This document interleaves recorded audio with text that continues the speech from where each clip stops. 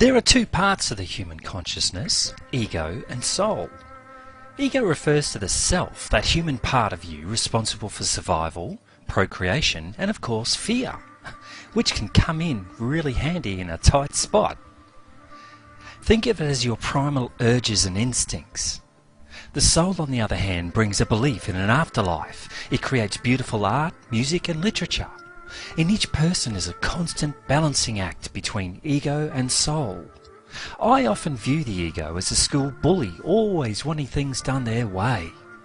So in a very young and inexperienced soul, the ego will always call the shots and have the last say.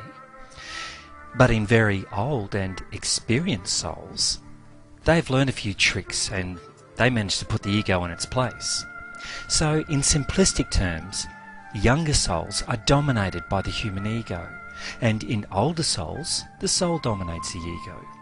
So with this in mind, we will examine the younger souls of all, infant souls. Because there is a marked difference in traits within the 7 levels of any soul age, I'll describe a typical soul trait from ages 1 to 4, then 4 to 7.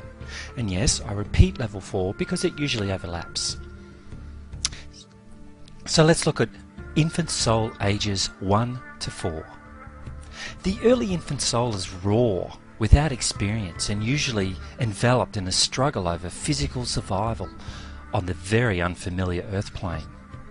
Thus, the early infant soul stages from 1 to 4 are usually characterized by many fears.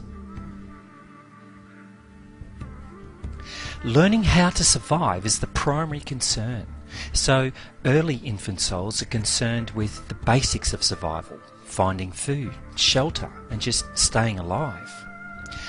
To our eyes, early infant souls have very difficult lives. Their lives are often short and very regularly experience famine, plagues, drought, flooding, hurricanes, earthquakes, wild animals, poisonous snakes and combat, along with every other survival threat imaginable. The reason for this is they need to learn as many lessons as they can as quickly as they can. However, the human mind and body can only take so much. So these lives are often short-lived, but the emotional lessons they can cram in are amazing.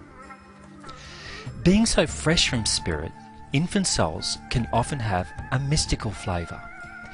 They resonate closely with nature and rarely feel on an individual level, but rather they feel a great oneness with everyone in their family or tribe. They can be intuitive and earthy in a simple, unquestioning way. They live in the moment, which can be very difficult for older souls to do. But just a side note at this point, you do not need to be an old soul, or even spiritual for that matter, to be psychic. There is this myth that people who are psychic are highly spiritual individuals. But nothing could be further from the truth. Infant souls can display profound psychic abilities. This is because they are not long out of the spirit world and have not been conditioned by society to say it's all mumbo jumbo. So you see, it has nothing to do with being spiritual or an old soul. But that said, living a spiritual life will automatically awaken your dormant psychic skills. So start practicing now. Anyway, getting back to infant souls, their intellectual centre does not become fully opened in this phase. So there isn't very much feeling for ethics and personal morality. The early infant soul has to be taught what is right and what is wrong. Even a highly intellectual person may seem dull or not quite pulled together with his or her thinking. And in a psychological sense, infant souls are new to the world, and consequently they do not know very much about what is going on, and nor do they really care about worldly events. They are weak on savvy and common sense. This is often mistaken for lack of intelligence, but the two deficiencies should not be confused. It should not be thought that infant souls are intellectually dull. Intelligence is a factor completely separate from soul age. There are bright and stupid people in all ages. Each infant soul absorbs the culture and knowledge of our society very well. The hardware of their brains is functioning fine. The thing that distinguishes them psychologically is that their perceptions are shallow and simplistic. For example, cooking and eating are strictly exercises in survival, not even close to being opportunities for optimizing pleasure. Infant souls from levels 1 to 4 tend to cluster around the equator because the constant climate makes some aspects of survival simpler. So outback in northern Australia, rural Guatemala, El Salvador, Honduras, Sri Lanka, Borneo, New Guinea and the Amazon basin, and also much of Ethiopia and the Sudan. They're areas with predominantly infant souls. Iraq and Iran have had a lot of infant souls in the past, but over the last 100 years they're beginning to decline in numbers. Modern Western society is ordinarily too perplexing and complex in its demands to be a place for early infant souls. On the odd occasion that they do show up in a modern Western country, they generally gravitate toward less populated or backwards areas. Infant souls will not tend to seek regular employment because it's too complicated and involving to handle. So, living on the fringes of society, they are often viewed by the rest of the population as inept or slightly out of tune. Later infant souls, ages 4 to 7.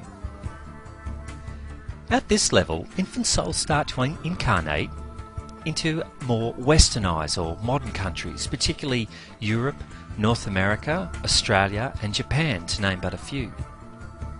Here they can begin to learn higher lessons usually taught by older souls in themselves. So, like children, later infant souls are weak in understanding and they are often in need of guidance. Children may knock things over as they try to navigate the environment. They do not know the value of things they encounter and may break them. They often hurt themselves with their clumsiness and ignorance. So it is with infant souls in their attempts to cope in a complex world. But children grow up and usually learn to handle the situations of life, whereas infant souls do not. They are immature all their lives. Infant souls rarely come into the spotlight except through notoriety brought about by heavy karma creating lifetimes. And typical infant souls don't yet feel regret, and even when they're in a court of law, their lack of consciousness will really stand out. Again, like children, infant souls are not well socialised. In the worst instance, they can be uncouth and lacking in social grace. They are deficient in taste and class. They often lack sophistication in dress and manner, just as small children who are simply not yet aware of these things. However, at their very best, they are innocent and simple, even as children are. Later infant souls only make up about 1% of the population. But that said, I've actually worked with one typical later infant soul. And I would sum them up to be like a spoiled child. When they don't get their way, they throw a tantrum. Or if you pick them up on a mistake, they lash out aggressively. These behaviours are typical fear-based behaviours. Infant souls don't fit in very well with mainstream of society, which is predominantly made up by young and mature souls at this stage. Everyone, even though they don't understand the psychological maturity, expressed the desire that these people would grow up, quit being silly, stop being foolish, and stop being so childish. An infant soul is a babe in the woods when it comes to dealing with our complex society. The older souls, the young and mature, who dominate the events of the world, are involved with issues and perceptions which are quite beyond the capacity of the infant soul to negotiate. So I suppose if you don't really understand what's going on, why pursue it? So they rarely get involved in, or even show an interest in, any sort of in-depth interest in wider and more complex aspects of life like politics, religion, humanitarian causes, the arts, sciences. They'll dabble in the limited, elementary and simple things of life, like home and family, or a routine job, or odd jobs working for someone else. Often they do not even pursue a lifetime career, preferring to go from one menial job to another, and they tend to live in the moment and rarely plan for the future. Infant souls do not have very much inherent knowledge. By this I mean they do not have an extensive experiential background store of subconscious memories. Infant souls simply believe what they are told. They absorb a lot of information just as children do in their early years. And they accumulate an enormous amount of basic information, and they readily adopt the teachings of their parents and society, but without modification, because they do not have the breadth of perception to know otherwise. Their concepts are not well founded.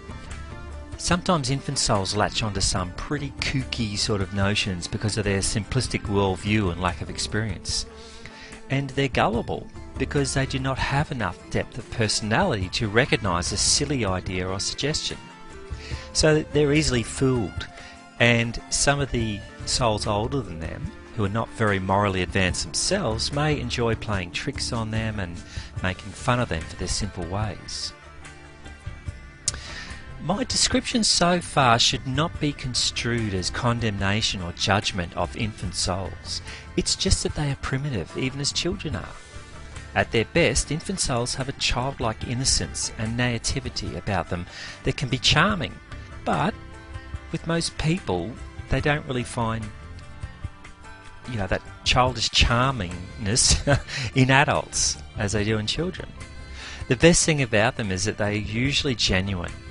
So like children, they do not have enough savvy about things in general to pretend to be anything other than exactly who or what they are.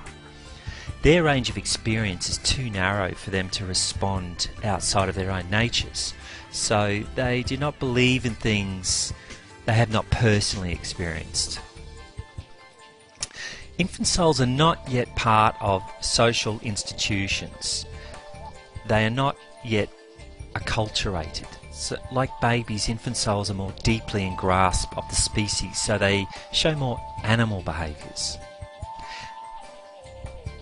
So for example, young children have to be socialised over a period of many years, which often means being taught to pretend to be this way or that way in order to get along with others, even when they don't really mean it. Infant souls, especially in the early ages, are at a stage where they have not been fully socialised in order to be civilised. Therefore, they do not know how to be phony. This also means that they can be very tactless. In these later levels, they can be taught the ways of civilisation, but it is not truly part of their nature. Older souls, young and later, are inherently civilised because of all the lives they've had in the past.